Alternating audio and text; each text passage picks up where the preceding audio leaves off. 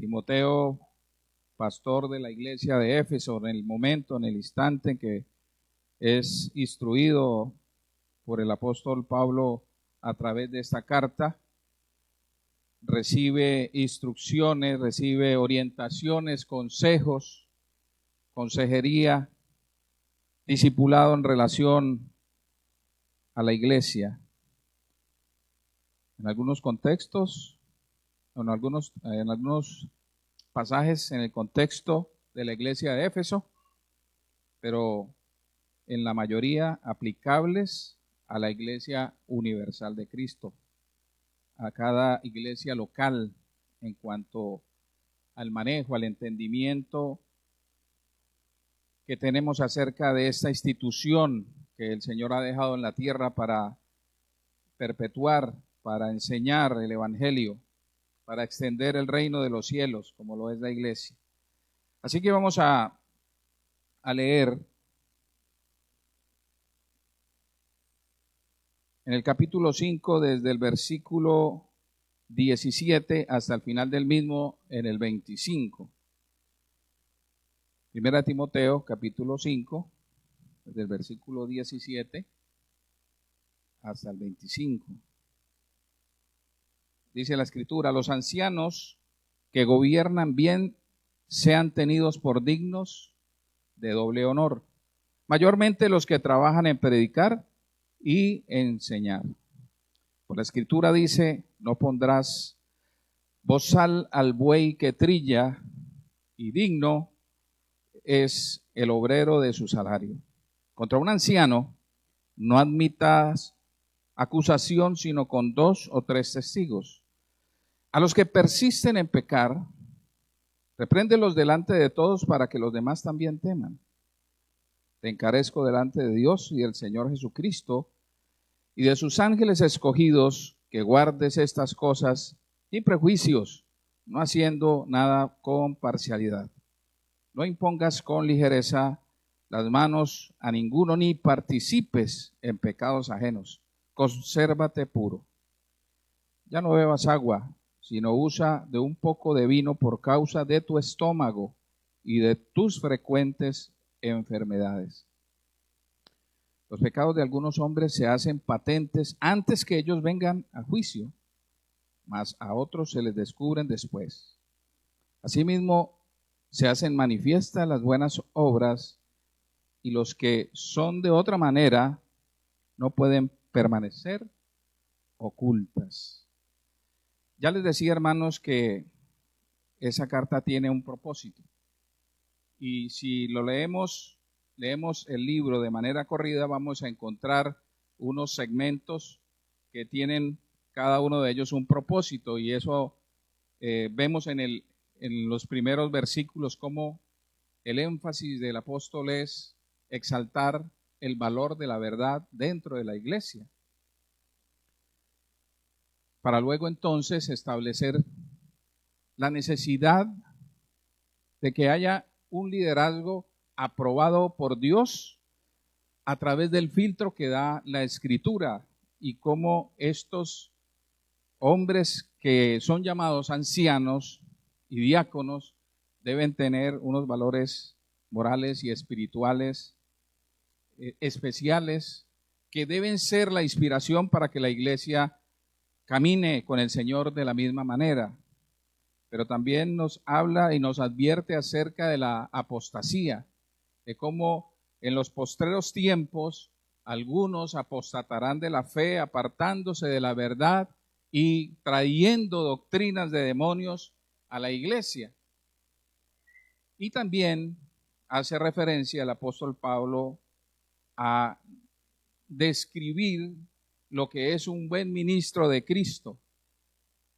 Y ya en este capítulo 5 hace 2 referencias o 2 recomendaciones. Una, la relación que como iglesia cada hermano debe tener entre sí, y por eso dice al inicio del capítulo 5, dice que al anciano exhórtale como a padre, a los jóvenes como hermanos, las ancianas como a madres, y a las jovencitas como hermana con toda pureza.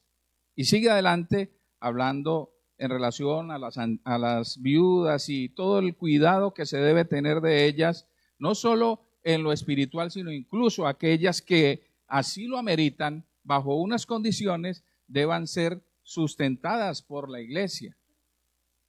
Pero aquí llegamos a un punto también importante, y es la relación, así como existe unos principios para relacionarnos entre nosotros como hermanos, también hay unos principios que debemos tener en cuenta en nuestra relación con el liderazgo, por así decirlo, con los ancianos de la iglesia, la forma como deben ser vistos, la forma como deben ser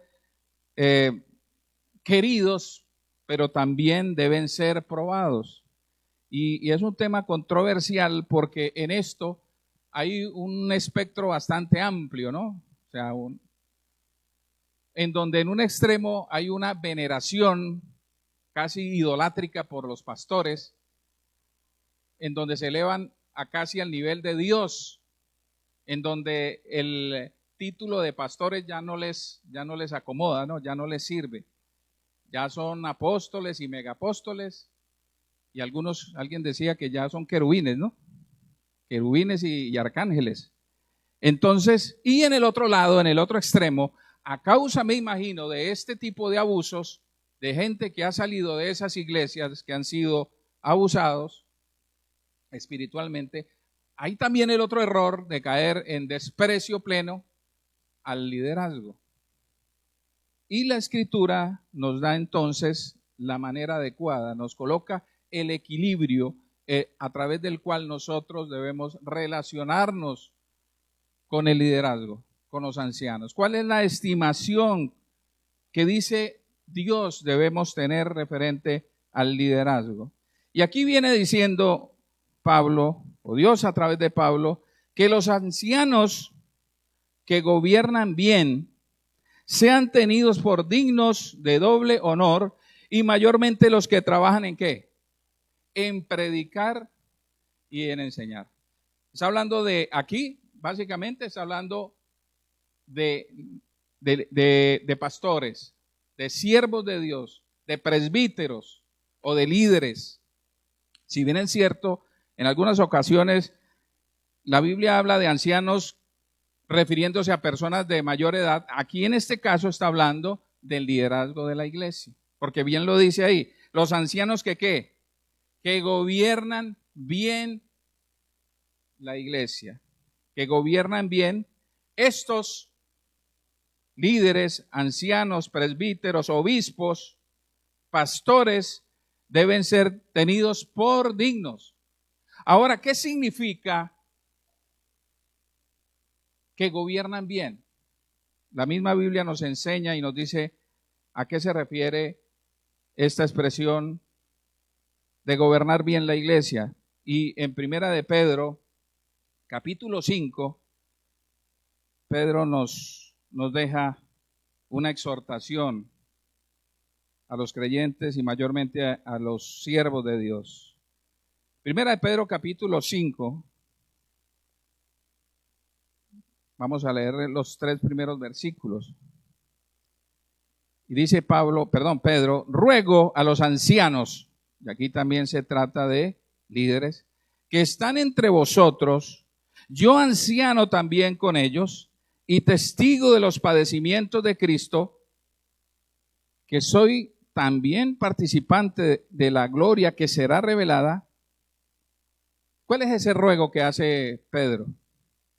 Que ellos, los ancianos, los líderes, apacienten la grey de Dios. Esa palabra apacentar es una palabra en el argot pastoril. Es la labor que hace el pastor con sus ovejas. Básicamente darles alimento, pero también cuidarlas, protegerlas.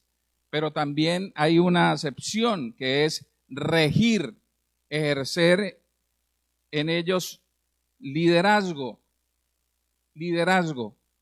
Entonces aquí parte de esto que nos dice Pablo en 1 Timoteo 5:17, que los que gobiernan bien la iglesia están estrechamente relacionados con apacentar la grey de Dios y está relacionado con el servicio que el siervo de Dios, valga la redundancia, tiene en medio de la iglesia, en medio de la grey de Dios. ¿Y cómo es ese liderazgo o ese gobierno? Dice que dice cuidando de ella. ¿Cómo debe cuidar de ella? No con fuerza, o sea, sin manipulación, enseñando la verdad de Dios, enseñando lo que dice Dios acerca del servicio, acerca de la sujeción a la voluntad de Dios, para que ellos, dice aquí, voluntariamente sirvan a Dios. No incitando a la codicia, o sea, no por ganancias deshonestas, sino con ¿qué? Con un ánimo pronto, que tengan esa disposición que ha colocado Dios por medio de su palabra, con el accionar de su Santo Espíritu en el corazón del siervo, en el corazón del creyente. Dice aquí, no como teniendo señorío sobre los que están a vuestro cuidado, sino siendo ejemplo de la grey. Entonces, hermanos, aquí ya tenemos claridad en relación a lo que es un anciano que gobierna bien a la iglesia, que gobierna bien la grey de Dios. Pero dice aquí, a estos ancianos que gobiernan bien, sean tenidos por dignos de doble honor. Aquí algunos dan muchas interpretaciones acerca de esto, pero no necesitamos irnos tanto a la gramática ni al contexto histórico, porque el mismo texto nos dice qué significa que estos ancianos que gobiernan bien la iglesia sean tenidos por doble honor. Y mayormente, ¿quiénes? Los que trabajan en predicar y en enseñar. Y en el 18 nos explica a qué se refiere. Pues la Escritura dice, no pondrás bozal al buey que trilla, y digno es el obrero ¿de qué? ¿A qué se refiere entonces, iglesia? Al sustento de la iglesia de sus pastores. Y aquí hay otro tema que es también bastante polémico, ¿no? Y volvemos al espectro. Muchos hermanos que han sido abusados en lo económico, manipulados, salen de esas iglesias pensando ahora todo lo contrario. Y uno encuentra en redes sociales que incluso expresiones en el que se llega a decir, no, pues que el pastor tiene que trabajar como cualquiera. Como si trabajar en la iglesia, pastorear una iglesia no fuera un trabajo. Entonces, hermanos, no podemos caer en el error del mundo menospreciando la función de los pastores. Y por el contrario, lo que nos dice la Escritura es que ellos deben ser tenidos por dignos de doble honor. ¿Sabes de dónde viene la palabra honorarios? De acá. Honorario, ¿no? ¿Sabe qué es un honorario, no?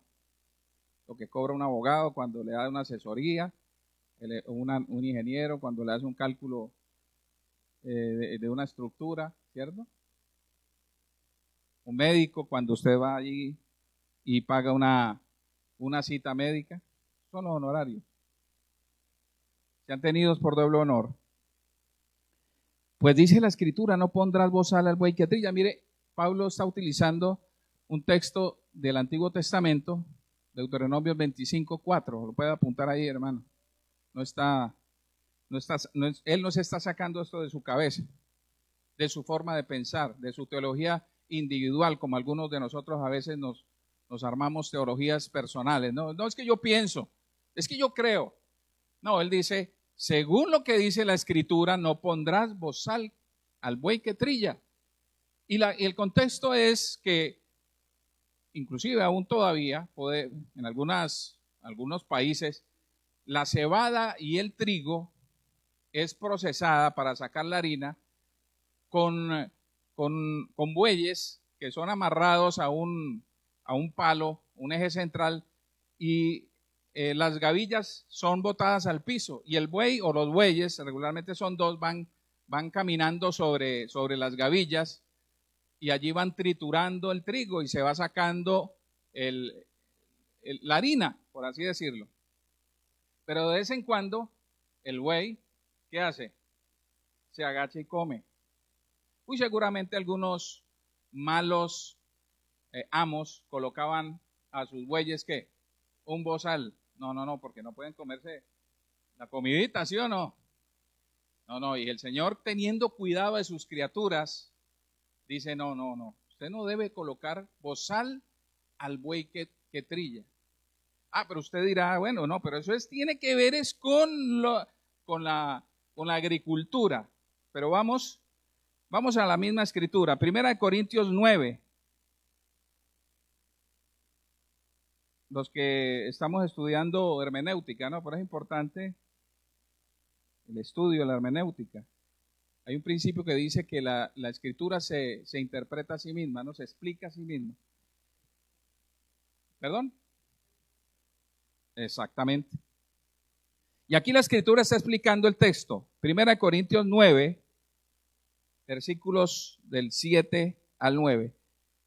Y Pablo también padeció del menosprecio de la iglesia de Corintio, y él exhortándoles, no preocupado por su sustento, porque él tenía su profesión, sino más bien porque la iglesia redundara en frutos de justicia, les hace la siguiente exhortación. En el 7 dice, ¿quién fue jamás soldado a sus propias expensas? ¿Hay algún soldado que trabaje, esté vinculado a las Fuerzas Armadas y tenga que trabajar para poder estar allí? No, es lo que está diciendo Pablo. ¿O quién apacienta el rebaño y no quién planta viña y no come de su fruto? Son preguntas retóricas. ¿O quién apacienta el rebaño y no toma de la leche del rebaño? En el 8 dice, digo esto no solo como hombre, ¿no dice esto también la ley? ¿Y cuál es el texto que está refiriendo Pablo aquí? Porque en la ley de Moisés está escrito, vamos a leerlo todos, no pondrás bozal al buey que trilla, entre paréntesis, ¿tiene Dios cuidado de los bueyes? Perdón, entre paréntesis no, en interrogación. ¿Tiene Dios cuidado de los bueyes o lo dice enteramente por nosotros, los siervos de Dios? Pues por nosotros se escribió, porque con esperanza debe arar el que ara y el que trilla con esperanza de recibir del fruto. ¿Está clara la interpretación? ¿Estamos claros, sí o no? Entonces, hermanos, si bien es cierto, ese mecanismo manipulador que hoy se utiliza en el evangelio de la prosperidad es diabólico y satánico, nunca la iglesia ha sido exonerada de la obligación de dar. Y debe ser tomado, además, como obligación, como una gran bendición de participar, porque es la extensión, es la participación de la extensión del reino de Dios, del reino de los cielos, del evangelio. Y aquí lo que nos dice la Escritura es que los ancianos, los pastores, deben ser tenidos por dignos de doble honor, porque no pondrás bozal al buey que trilla, y digno es el obrero de su salario. Entonces, debe ser cuidado por la iglesia, debe ser sustentado por la iglesia. Mayormente, ¿quiénes? Los que trabajan. Mire cómo dice, los que trabajan. Los que trabajan. ¿En qué trabajan? En predicar y enseñar. Y eso hace parte del buen gobierno del anciano. El anciano que gobierna bien la iglesia no es el que está metido en miles de cosas, sino fundamentalmente en predicar, en estudiar y predicar y enseñar la verdad de Dios. Pero nos sigue diciendo en el 19, contra el anciano, y sigue hablando del pastor, no admitas acusación, sino con 2 o 3 testigos.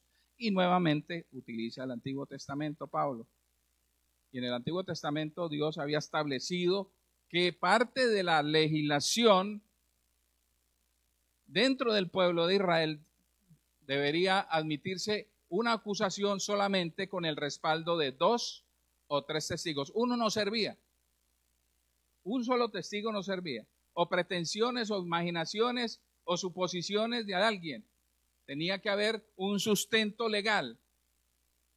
Y ese sustento legal eran 2 o 3 testigos. Y si son creyentes, mejor, ¿cierto? Debieran ser creyentes. Porque el creyente sabe qué es lo que está testificando y cómo lo está testificando y delante de quién está testificando. Ahora bien, yo les decía al principio, la Biblia nos enseña la forma balanceada como debemos relacionarnos con el anciano. Si bien es cierto, merece doble honor, merece ser honrado, respetado, pues también hay que considerar que pudiera caer en pecado. Pudiera caer en error, inclusive doctrinales. Podría desviarse, pero la manera como debe hacerse nos lo enseña la Escritura. Dentro de eso, entonces nos dice la palabra de Dios que debe ser esa acusación sustentada con 2 o 3 testigos. Pero incluso en el 20 dice, si ese pecado es evidente y persiste en pecar, debemos ¿qué? Reprenderlo delante de todos para que los demás teman también. Entonces, mira, aquí hay varias cosas, hermano. La Biblia nos dice, o el Señor Jesús nos enseña en Mateo 18, nos dice que si nosotros tenemos algo contra un hermano, incluso contra un anciano, ¿qué debemos hacer? Hermano, venga y póngase de acuerdo con él. Si te oyere, ¿qué? Habrás ganado a tu hermano. Pero si no, ve entre 2 o 3 testigos, ¿sí?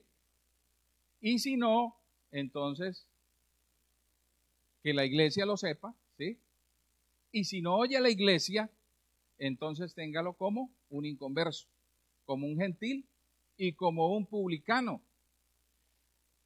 Y eso es un tema también sensible, hermanos, porque a veces nosotros, y perdónenme, a veces puedo ser fuerte con lo que digo, pero a veces nosotros queremos ser más buenos que Dios o creemos ser más buenos que Dios. Y cuando, no sé, hermanos, si después de surtir todo ese proceso que nos enseña la Biblia, hoy tuviéramos que reprender a un hermano públicamente aquí, porque el pecado de ese hermano está afectando a la iglesia, muchos seguramente se levantarían y se irían de aquí. Y se irían diciendo, qué malo es el pastor o qué malo es el liderazgo, ¿cierto? ¿Cómo le van a hacer eso al hermano? Pero la Biblia lo dice. Si después de haber surtido todo el proceso en el cual se llamó, se exhortó, dice la Biblia que es necesario hacerlo para protección de la iglesia. Aquí, y vuelve y lo dice, aquí nos lo dice el Señor en ese pasaje, ¿no? A los que persisten en pecar, repréndeles o repréndalos delante de todos para que los demás teman también. Ahora, ¿teman la vergüenza? No, teman a Dios, porque no se trata aquí de exponer las vergüenzas del hermano. Se trata de si ese hermano o si él, la persona, es un hermano en la fe, escuchará la exhortación y temerá a Dios y volverá, corregirá su andar, corregirá su conducta, pedirá ayuda y será restaurado por el Señor. En el 21 dice, te encarezco delante de Dios y del Señor y de sus ángeles escogidos, que guardes estas cosas. Sigue hablando de lo que los 2 versículos anteriores vienen diciendo, de la disciplina o de las acusaciones contra un anciano que ha caído en pecado, dice. Guarda estas cosas sin prejuicios, no haciendo nada con parcialidad. Es lo que dice. No tengas prejuicios ni preferencias, si es tu amigo, si es tu hermano preferido, o si tienes algo contra él, si tienes ¿cómo se llama, pastor? Cuando uno tiene algo contra alguien, una espinita, ¿no? No, aquí se trata de que sea justo, equitativo, sin prejuicios, sin imparcialidad, sin favoritismos, con ecuanimidad delante de esta situación y delante de aquel que requiere, el hermano que requiere ser restaurado. 22. No impongas con ligereza las manos a ninguno, ni participes en pecados ajenos, consérvate puro. Entonces también es importante, hermanos, y vuelve y lo reitera, Pablo ya dijo, no un neófito, para que no se envanezca, ¿no? Y caiga en condenación, el lazo del diablo. Y aquí vuelve y lo reitera, no impongas con ligereza las manos a ninguno. Aquí no se trata de imponer para ungir o para tumbarlo o para sanarlo o estas cosas que hacen, ¿no? En la iglesia primitiva, el uso de colocar las manos sobre alguien era de parte del liderazgo del presbiterio hacia alguien que asignaban o delegaban para una función ministerial. Es decir, alguien, un diácono, un anciano que iba a cumplir una función dentro de la iglesia o en una misión. Y aquí lo que está diciendo, no hagas una delegación, no hagas un reconocimiento de un líder con ligereza.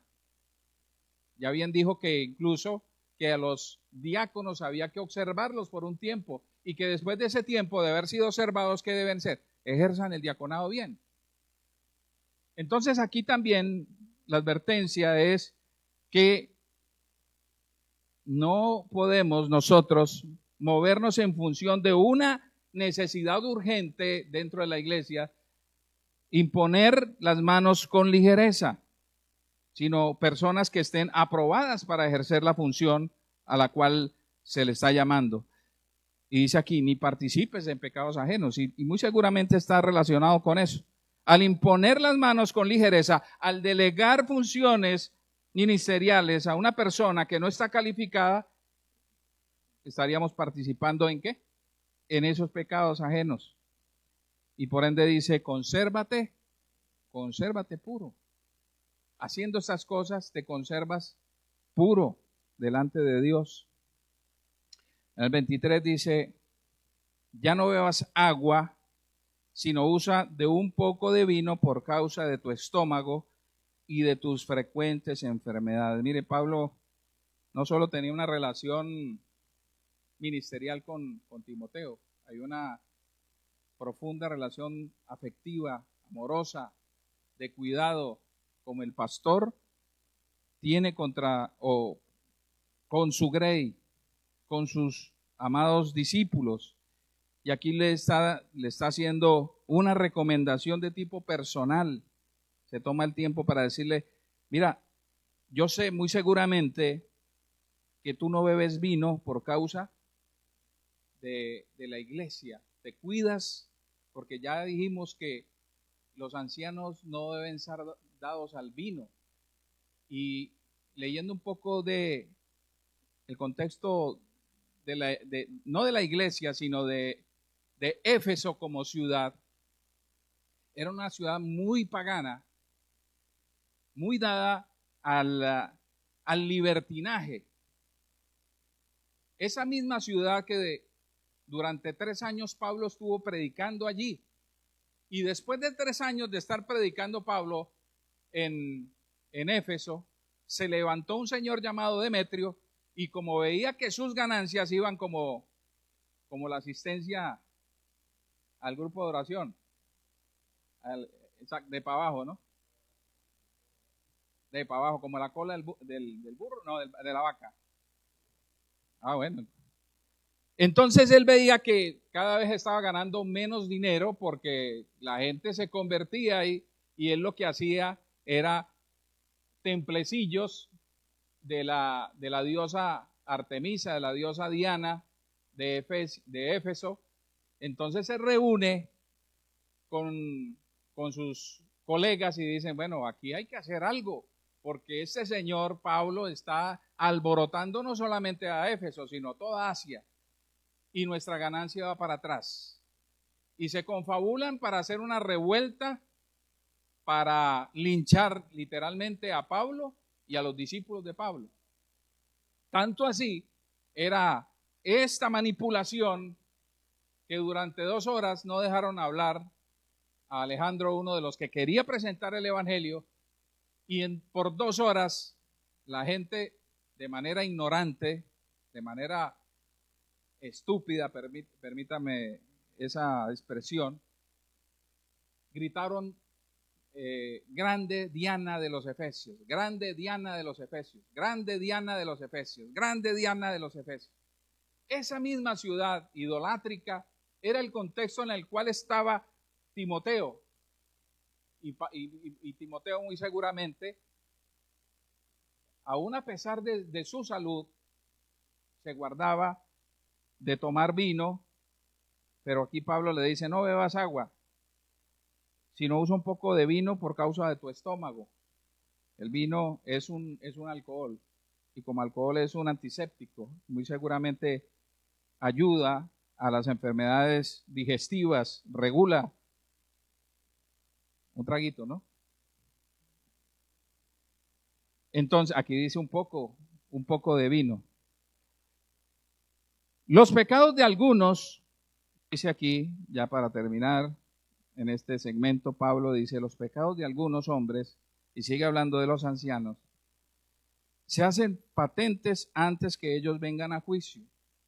Aquí este juicio está hablando del juicio de valoración de los ancianos, mas otros se les descubren después. Seguramente, después de haber sido nombrados, reconocidos como ancianos, muy seguramente puede ser que manifiesten sus pecados. Pero el 25 nos da una luz de esperanza. Asimismo se hacen manifiestas las buenas obras, y las que son de otra manera no pueden permanecer ocultas. Hermanos, entonces, qué bueno es que el Señor tiene cuidado de la iglesia y nos da recomendaciones, instrucciones precisas de la manera como nosotros, como Pablo dice a Timoteo, debemos conducirnos en la casa de Dios, columna de la verdad, columna y baluarte de la verdad. Y cómo nosotros podemos relacionarnos entre nosotros, pero también relacionarnos con nuestros pastores, con nuestros líderes, con afecto, con honra, pero también entendiendo que nosotros podemos ser usados para la orientación, para la exhortación, para la reprensión de uno de ellos. Y que el Señor nos ayude, hermanos, porque como iglesia y como creyentes, nosotros no seguimos la corriente de este mundo, como dice Pablo, sino somos contracorriente y contracultura. Nosotros no podemos pensar o manejarnos o relacionarnos como el mundo lo hace, sino como el Señor lo hace, o como el Señor nos dice que lo debemos hacer. Vamos a tener diferencias, dificultades, sí, pero el Señor nos dice cómo debemos hacerlo. Y eso no es algo que nos atañe a nosotros. Si está escrito aquí es porque en ese contexto también pasaba. Los apóstoles también tuvieron oposición. Juan, el apóstol Juan, tiene que escribir una carta específicamente denunciando las arbitrariedades de un anciano. Y a decir que por qué ese anciano no era aprobado, porque se oponía a la verdad y expulsaba de la iglesia a los que lo resistían. Pero de igual manera nos dice la Biblia y nos enseña la Biblia que nosotros debemos orar por los líderes, por los ancianos, por nuestros pastores. Ayer nos decía el hermano Carlos en relación a la actitud de Job con respecto de sus hijos.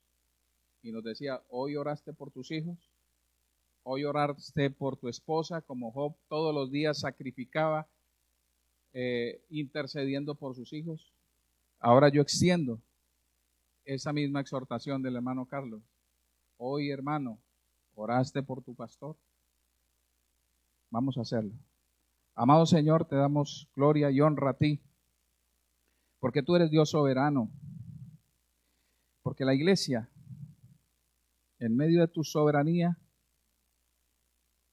lo ocultaste en el concepto de los antiguos, revelándolo en el tiempo adecuado.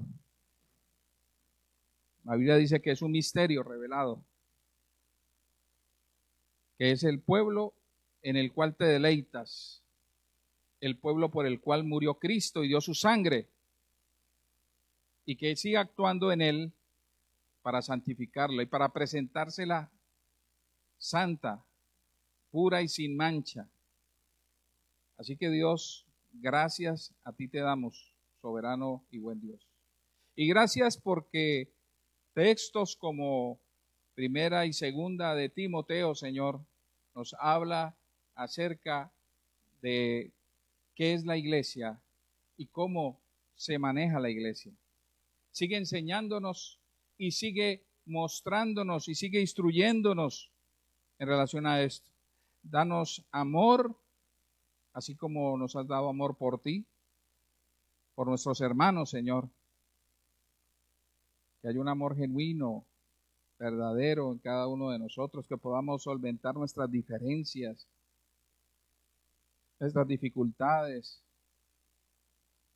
que haya un corazón perdonador, que acepte al hermano con sus diferencias, Padre Santo, y que te honre a ti, Señor, con nuestra conducta. Gracias, soberano Dios, por este día. Gracias, Señor, por permitirnos reunirnos y glorificar tu santo nombre.